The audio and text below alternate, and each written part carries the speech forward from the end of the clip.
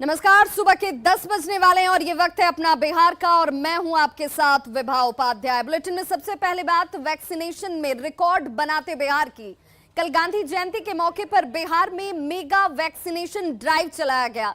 रात 12 बजे तक के जो आंकड़े सामने आए हैं उसके मुताबिक बिहार में 28,18,360 लोगों को टीका लगाया गया है। हालांकि फाइनल आंकड़ा आना अभी बाकी है। ऐसे में 40 लाख के लक्ष्य को बिहार अभी भी पूरा कर सकता है। 17 सितंबर के अपने 33.5 लाख लोगों को टीका लगाकर रिकॉर्ड बनाने बिहार अपने ही रिकॉर्ड को तोड़ सकता है। रात 12 बजे तक के जो आंकड़े हैं उसमें पटना जिला सबसे पहले नंबर पर है, वहीं पूर्णिया जिला दूसरे नंबर पर। अभी सभी जिलों का डेटा कलेक्ट किया जा रहा है और शाम 5 बजे राज्य स्वास्थ्य समिति इसे लेकर फाइनल आंकड़ा जारी करेगी। तो रात 12 बजे तक 28,18,360 लोगों को टीका लगाया गया है, जो डेटा सामने है और सभी जिलों का डेटा का संग्रह किया जा रहा है। सारे जिलों से जब डेटा संग्रह हो जाएगा शाम 5 बजे इसे लेकर एक फाइनल आंकड़ा सार्वजनिक किया जाएगा और 50 लाख का जो लक्ष्य रखा गया है बिहार सरकार की तरफ से, उस लक्ष्य के कितने करीब बिहार पहुंचता है ये बेहद महत्वपूर्ण होगा। सहयोगी रजनीश हमारे साथ इस वक्त ज्यादा जानकारी के साथ ऑनलाइन पर जुड़ गए हैं पटना से। रजनीश, 28 लाख टीका लग चुका लोगों को, लेकिन 50 लाख के कितने करीब पहुंचने के लिए 5 बजे तक का इंतजार? देखिए, जिस तरह से सरकार ने लक्ष्य रखा था यानी 33.5 लाख के आंकड़े को पार करना, 40 लाख का आंकड़ा पूरा करना, ये लक्ष्य था। लेकिन एक बड़ी चुनौती बन गई थी क्योंकि गुलाब चक्रवात का असर जो है पूरे बिहार में कल दिन से ही देखने को मिल रहा था। इसके बीच जो लोग हैं वो वैक्सीनेशन सेंटर में बड़ी संख्या में पहुंच रहे थे। रात 12 बजे तक जो रफ्तार देखने को मिला उसमें लक्ष्य करीब पहुंच गया है बिहार। 28,18,360 वैक्सीनेशन हुआ है। लेकिन सबसे बड़ी बात यह है कि अभी आंकड़ा तैयार नहीं किया गया है। कई ऐसे जिले हैं जहां से डेटा अभी संग्रह किया जा रहा है। शाम 5 बजे ये फाइनल आंकड़ा जारी होगा। हालांकि 33.5 लाख का आंकड़ा पार करना अभी भी एक बड़ी चुनौती है, लेकिन पटना जिला सबसे अव्वल रहा और नंबर 1 पर पटना जिले ने 1,90,379 लोगों को वैक्सीन देने का एक नया रिकॉर्ड बनाया है। वहीं पटना ने 50 लाख का भी आंकड़ा पार कर लिया है, जो कि पूरे देश में नंबर 1 जिला कहलाया। तो निश्चित रूप से एक बड़ी उपलब्धि है भी, लेकिन अभी भी जो 33.5 लाख का आंकड़ा है वो पार करना कहीं ना कहीं एक चुनौती है, क्योंकि वैक्सीनेशन खत्म हो गया। डेटा जो है कलेक्ट करने के बाद ये पता चल सकेगा कि 17 सितंबर जो पीएम मोदी की जयंती के अवसर पर मेगा वैक्सीनेशन ड्राइव जो चलाया गया था, कल गांधी जयंती के अवसर पर चलाए गए ड्राइव जो है उसके रिकॉर्ड को तोड़ पाता है कि नहीं। विभा, चलिए, बहुत बहुत शुक्रिया रजनीश इस तमाम जानकारी के लिए। बिहार में गुलाब चक्रवात का असर बरकरार है और इस बीच मौसम विभाग ने सभी 38 जिलों के लिए अलर्ट जारी कर दिया है। अगले 2 दिनों के लिए यह अलर्ट जारी किए गए हैं, जिनमें बिहार के सभी 38 जिलों के लिए अलर्ट, यानी इन सभी 38 जिलों के लोगों को सतर्क रहने की जरूरत है। अगले 2 दिनों के लिए यह अलर्ट इस वक्त है। बिहार के सभी 38 जिलों के लिए अलर्ट किया गया है, जिसमें 8 जिलों में भारी बारिश की आशंका जाहिर की गई है। ये 8 जिले कौन कौन से हैं वो भी आपके टीवी स्क्रीन पर इस वक्त। समस्तीपुर, दरभंगा, सहरसा, सुपौल में भारी बारिश की आशंका जाहिर की गई है। मौसम विभाग के पूर्वानुमान के अनुसार मधेपुरा, अररिया, पूर्णिया और कटिहार के लिए भी अलर्ट है, यानी इन 8 जिलों में भारी बारिश होगी। लोगों को ज्यादा सतर्क और सावधान रहने की जरूरत है। 30 से 40 किलोमीटर प्रति घंटे की रफ्तार से हवाएं चलती नजर आएंगी और ऐसे में एहतियात बरतने की जरूरत है। आप घर से बाहर निकलते समय जरूर इस बात को जानकर निकलें कि इन इलाकों में 38 जिलों में इसे लेकर अलर्ट जारी किया गया और 8 जिलों में ज्यादा तेज बारिश और आंधी की संभावना जाहिर की गई है।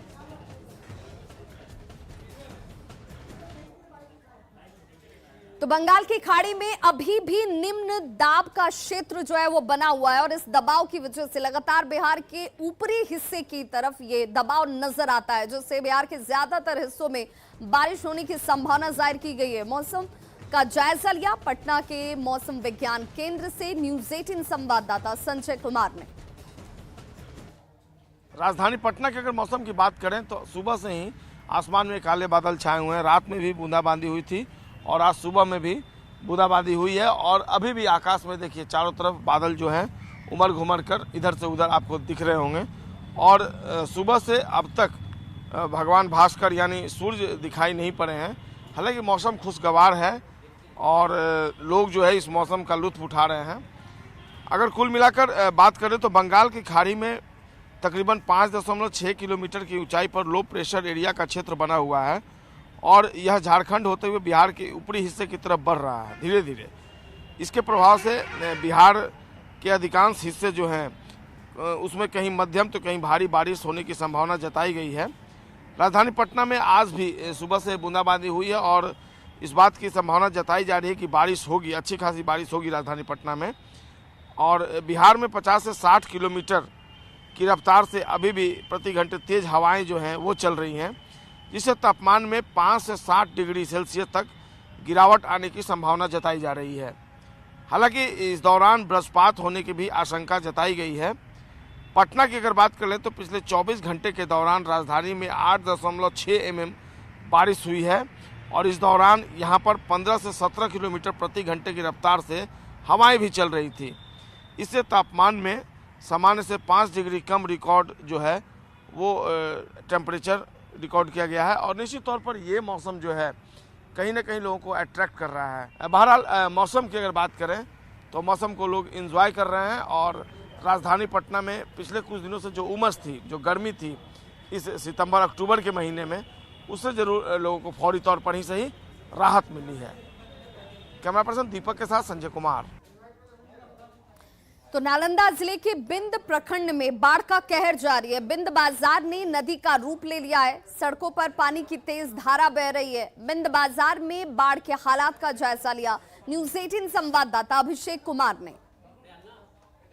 अभी हम पहुंचे हैं बिंद के बेनीपुर में, जहां आप देख सकते हैं कि लगातार हम ग्राउंड रिपोर्ट दिखा रहे हैं, ग्राउंड जीरो से पहुंचकर दिखा रहे हैं कि यह है कन्या प्राथमिक विद्यालय बिंद। और ये कन्या प्राथमिक बिंद के पास देख सकते हैं किस तरह से जो बाढ़ का जो कहर है, ये जिराइन नदी का कहर यहाँ पर बरपा रही है। और यहाँ पर देख सकते हैं किस तरह से जो ग्रामीण हैं वो अपने अनुसार अपने मेहनत से यहाँ पर पानी निकास करने में जुटे हुए हैं। और एक तरह से कहा जाए तो लगातार जो पानी जो जाम हो रही है, घरों में घुस रही है, उसे निकालने में यहाँ जुटे हुए हैं। एक तरह से यहाँ पर भी और बता दें कि जो बिजली का ट्रांसफार्मर है वो भी गिर चुकी है। एक तरह से कहा जाए तो पानी के कारण बिजली से लेकर अन्य सभी सामानें ध्वस्त होती जा रही है। लगातार एक तरह से नालंदा में लगातार पानी का कहर जारी है। ये देख सकते हैं किस तरह से पानी का रफ्तार है। ये गली है और गली में पानी का रफ्तार इस तरह से है कि लग रहा है कि जिस तरह से ये नदी है और नदी की तरह ही गली में बहाव हो रही है। उससे समझ सकते हैं क्या स्थिति हो गई होगी यहाँ पर। यहाँ जानते हैं कुछ लोकल ग्रामीण से कि क्या स्थिति है और क्या दिक्कत हो रही है। ये बताइए अब कौन सा जगह है, क्या यहाँ परेशानी हो रही है? यहाँ बिंद है और भारी यहाँ पर बाढ़ आ चुका है। रात में बाढ़ आया था, दिन भर में माने कि गांव 10 हुआ है।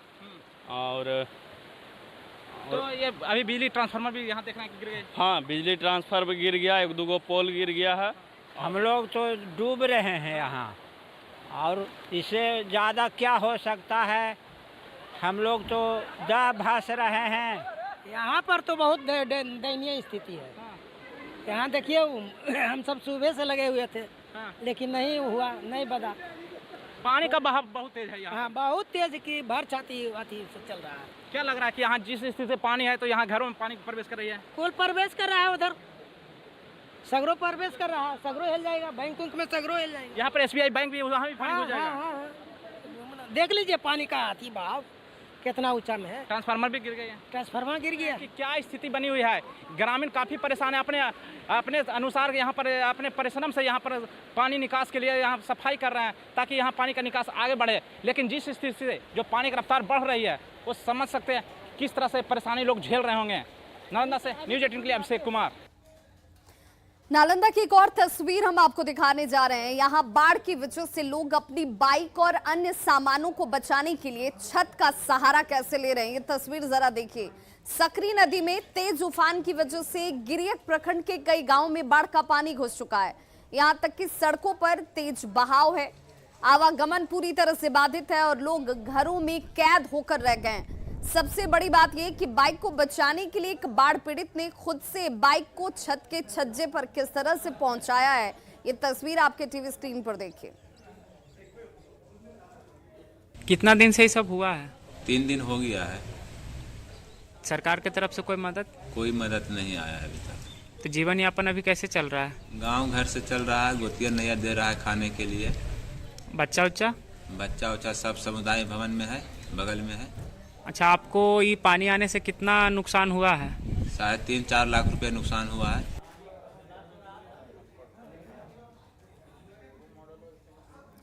तो देखिए, इस वक्त 3 दिनों का और अलर्ट जारी कर दिया गया और ये अलर्ट तमाम 38 जिलों के लिए जारी किया गया। हमारे सहयोगी संजय हमारे साथ इस वक्त लाइव जुड़ गए हैं। संजय, जो तस्वीरें आ रही हैं वो तस्वीरें ये बताने के लिए काफी हैं कि एक बार फिर से बाढ़ जैसे हालात हैं, लोग पानी नदियों में जलस्तर बढ़ने की वजह से परेशान हैं, खेत बाड़ी एक बार फिर से डूब चुकी है। 3 दिनों का और अलर्ट जिसमें भारी बारिश की संभावना जाहिर की गई है, तेज हवाएं चलेंगी, आंधी और तूफान उठेगा। ऐसे में ये कितनी और परेशानी बिहार के 38 जिलों के लोगों के लिए बनती नजर आ रही है?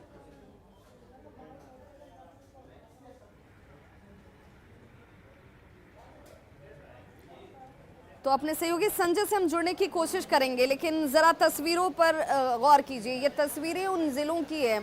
नालंदा की तस्वीर देख लीजिए। 8 जिलों में भारी बारिश की आशंका जाहिर की गई है, लेकिन तमाम 38 जिलों के लिए अब अलर्ट जारी कर दिया गया। 38 जिले में बारिश होने की संभावना है। 8 जिलों में ज्यादा बारिश होगी और ये 8 जिले कौन कौन से हैं वो भी हम आपको आपके टीवी स्क्रीन पर जानकारी के तौर पर दिखा रहे हैं।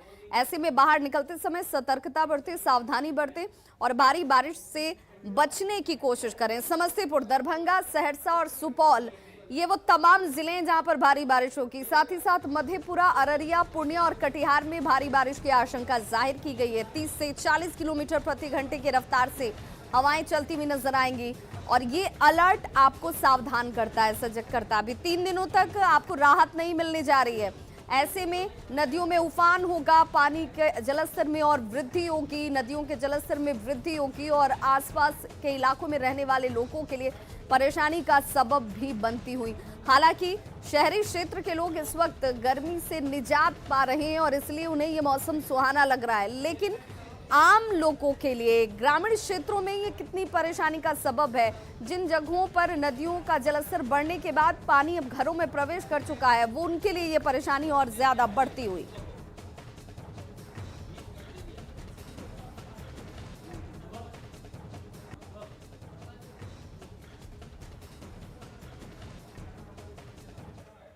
और बड़ी खबर इस वक्त हाजीपुर से आ रही है, जहां पर चुनावी रंजिश में एक परिवार पर एसिड अटैक किया गया है। 7 लोग इस एसिड अटैक में झुलस गए हैं। घटना सदर अनुमंडल के अरार पंचायत की है और ये बताया जा रहा है कि वार्ड सदस्य के चुनाव में चाचा अजय भगत और भतीजा अजीत भगत एक साथ चुनावी मैदान में डटे हुए थे, लेकिन चुनाव में दोनों हार गए, जिसके बाद अजीत भगत ने अपने चाचा अजय भगत के पूरे परिवार पर चीनी की चाशनी में एसिड डालकर फेंक दिया, जिसमें 7 लोग झुलस गए हैं।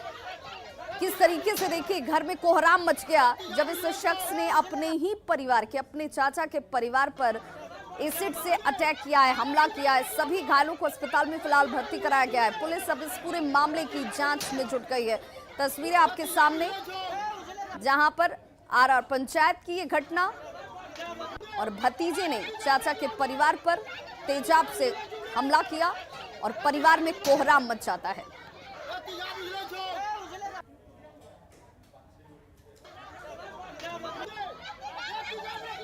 और देखिए 2 तस्वीरें आपके सामने हैं। पहली तस्वीर जब ये शख्स बदहवास होकर किस तरीके से हार के बाद अपने ही परिवार के लोगों पर एसिड से हमला कर रहा है।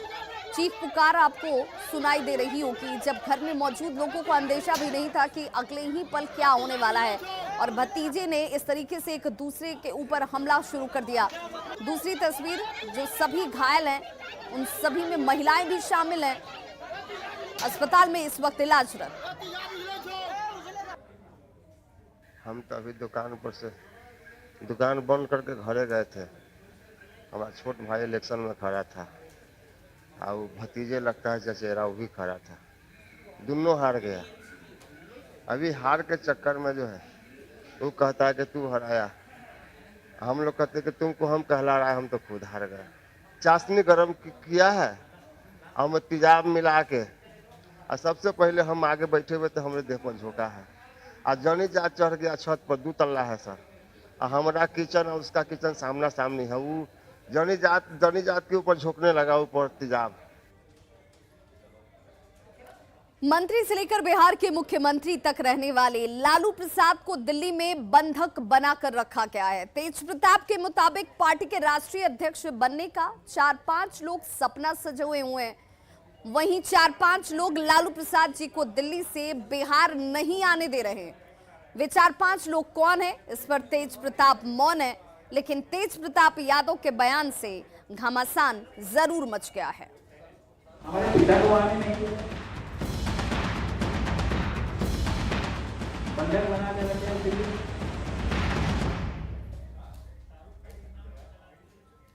तो आरजेडी में कुछ लोगों ने लालू प्रसाद को दिल्ली में बंधक बनाकर रखा है, उन्हें बिहार नहीं आने दिया जा रहा है। ये बड़ा आरोप खुद लालू प्रसाद के बड़े बेटे तेज प्रताप यादव ने लगाया है। तेज प्रताप यादव ने यह आरोप लगाया कि आरजेडी में 4 से 5 लोग हैं जो पार्टी का राष्ट्रीय अध्यक्ष बनने का सपना देख रहे हैं और इस चक्कर में लालू प्रसाद को दिल्ली में बंधक बनाकर रखा हुआ है। हालांकि तेज प्रताप यादव ने किसी का नाम नहीं लिया, लेकिन उन्होंने इतना जरूर कहा कि पार्टी में 4-5 लोग हैं जिन्हें सब जानते हैं और नाम बताने की जरूरत नहीं है। तेज प्रताप पटना में छात्र जनशक्ति परिषद के प्रशिक्षण शिविर को संबोधित कर रहे थे। आरजेडी में कुछ लोग जो राष्ट्रीय अध्यक्ष बनने का सपना देख 4-5 लोग हैं। अब सब जानता है, नाम लेने का कोई फायदा है नहीं। पिताजी को जेल से आए हुए हमारे पिताजी को वहीं रोक कर रखा हुआ।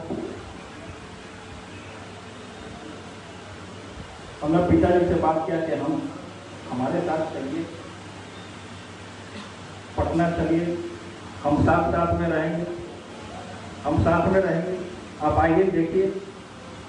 ये 4-5 लोगों ने क्या किया, जनता से मिलने के लिए रास्ता बनवाया कि जनता दूर रहे भाई। बात हमारे पिता को आने नहीं दे रहे, बंधक बना के रखे हैं दिल्ली। आरएसएस के हम में रहते हो, बिहार आने नहीं दे। खबर आरा से, जहां पर बस ड्राइवर की मनमानी से नाराज बस यात्रियों ने जमकर हंगामा किया है। नाराज बस यात्रियों ने आरा पटना एनएच को प्राइवेट बस स्टैंड के पास जाम कर दिया। दरअसल बबुआन बस सुपौल से करीब 100 यात्रियों को लेकर पटियाला के लिए रवाना हुई, लेकिन बस ने पटियाला की जगह उन्हें 2 दिनों तक इधर उधर चक्कर लगवाया और आरा मिलाकर छोड़ दिया। बस में सवार यात्रियों के मुताबिक 2 अक्टूबर की शाम बस कुशीनगर पहुंची, जहां बस के ड्राइवर ने सभी यात्रियों को आगे न ले जाने की बात कह दी। यात्रियों ने जब इसे लेकर हंगामा किया तो बस ड्राइवर ने उन्हें बस का एक्सीडेंट करा कर मारने की धमकी दे दी और शुक्रवार की देर रात बस को आरा बस स्टैंड में लाकर छोड़ दिया। बस के ड्राइवर और कंडक्टर वहां से फरार हो जाते हैं। इस बात से बस यात्री बेहद नाराज है। मौके पर पहुंची पुलिस यात्रियों को समझाने की कोशिश कर रही है। सुपौल जिला से ले आए कुशीनगर जिला लाने के बाद बोल रहा है ड्राइवर कि गाड़ी अब नहीं जाएगी आगे, इससे आप लोग पैसा नहीं दिए, वहाँ किरानी पैसा नहीं दिया, ऐसे वैसे कह के 9-13 करके ये फसाद लगाने लगा। जब हम लोग उस पर खड़ा हुए बोलने के लिए तो बोलता है ड्राइवर गाड़ी ले जाएंगे तो गाड़ी को पलट देंगे। पलट के सबको एक ही बार में क्या बोला ये ड्राइवर कब बोला? कल बोला शाम को। और अब खबर साहित्य जगत से। बिहार के 2 साहित्यकारों को उत्तर प्रदेश हिंदी संस्थान ने पुरस्कार से सम्मानित किया है। मुजफ्फरपुर के डॉक्टर महेंद्र मधुकर को महात्मा गांधी साहित्य सम्मान और भागलपुर के डॉक्टर तपेश्वर नाथ को साहित्य भूषण सम्मान देने की घोषणा की गई है। पुरस्कार की घोषणा के बाद भागलपुर में डॉक्टर तपेश्वर नाथ के घर खुशी का माहौल है। साहित्यकार डॉक्टर तपेश्वर नाथ भागलपुर तिलका मांझी विश्वविद्यालय में हिंदी विभाग के पूर्व अध्यक्ष हैं और साहित्य के क्षेत्र में उन्होंने काफी काम किया है। उनकी कई रचनाएं बेहद लोकप्रिय हैं। प्रोफेसर तपेश्वर नाथ की रचनाओं में भक्ति के मूल तत्व जीवंत होते हैं। उन्होंने आपातकाल के विरोध में कविता सूर्य ग्रहण काफी लोकप्रिय उनकी हुई, जो उनके विद्रोही तेवर को दिखाती है। खुशी महसूस तो कर ही रहा हूँ, मुझे और अपेक्षा नहीं है, किंतु मेरी 2-3 रचनाएं ऐसी हैं जिनको अकादमी पुरस्कार भी मिल सकता है। मगर वहाँ तो पहुँच और पैरवी की आवश्यकता होती है, जो मेरे पास नहीं है। न मैं उसके लिए प्रयास करता हूँ, न इसके लिए प्रयास किया, न आगे भी किसी के लिए प्रयास करूँगा। पुरस्कार से मुझे वितृष्णा हो गई। बहुत ज़्यादा खुशी हो रही है, अपने पापा पर गर्व हो रहा है। इन्होंने बहुत सारी ज़िंदगी अपनी हिंदी साहित्य को ही समर्पित किया है, जिसका फल तो मिलना ही चाहिए। और ये पुरस्कार शायद बहुत दिनों के बाद मिला, बहुत पहले मिलना चाहिए। मुजफ्फरपुर के वरिष्ठ साहित्यकार डॉक्टर महेंद्र मधुकर को महात्मा गांधी साहित्य सम्मान से सम्मानित किया जाएगा। उत्तर प्रदेश हिंदी संस्थान ने 2020 के सम्मान के लिए डॉक्टर महेंद्र मधुकर का चयन किया है। सम्मान की घोषणा के बाद उन्हें बधाई देने वालों का तांता लगा हुआ है। अपने से स्वयं से ज़्यादा तो मैं मुजफ्फरपुर के लिए सोच रहा हूँ कि मुजफ्फरपुर की धरती का ऋण है, उस ऋण को चुकाना पड़ता है। 3 तरह के ऋण होते हैं। एक तो माता पिता का ऋण होता है, फिर देवताओं का ऋण होता है, ऋषियों का भी ऋण होता है, और मैं चौथे ऋण की बात कर रहा हूँ, वो समाज का ऋण होता है। तो ऐसे जो कार्य होते हैं लिखने पढ़ने के, और उसका जब रिकॉग्निशन मिलता है, उसको जो महत्व दिया जाता है, तो मुझे लगता है कि ये जो सामाजिक ऋण है मनुष्य का, वो मनुष्य का ऋण सध जाता है। और अब बात यूपीएससी टॉपर की। पूर्णिया के रहने वाले आशीष कुमार मिश्रा ने यूपीएससी की परीक्षा में 52वां रैंक हासिल किया है। आशीष ने पूर्णिया के ब्राइट कैरियर स्कूल से पढ़ाई की थी। स्कूल पहुंचने पर ब्राइट कैरियर स्कूल में आशीष का जोरदार स्वागत किया गया। देखिए तस्वीरें आपके सामने हैं, जहां आशीष ने स्कूल के छात्रों का हौसला बढ़ाया और यूपीएससी जैसी परीक्षा में सफल होने के उन्हें टिप्स दिए।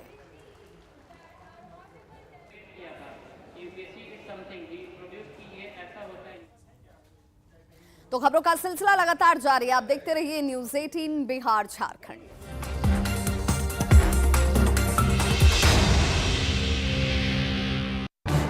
इस न्यूज हेडलाइंस के